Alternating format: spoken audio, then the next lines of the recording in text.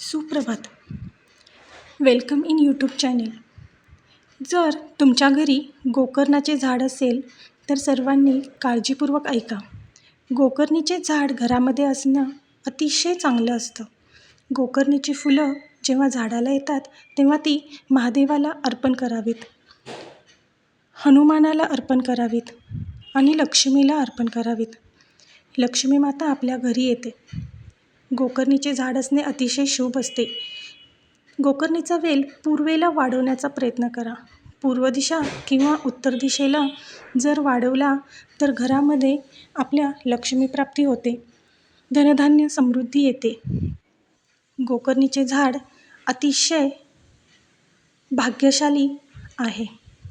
गोकर्णीचं झाड जर तुमच्या घरी असेल तर ही काळजी नक्की घ्या.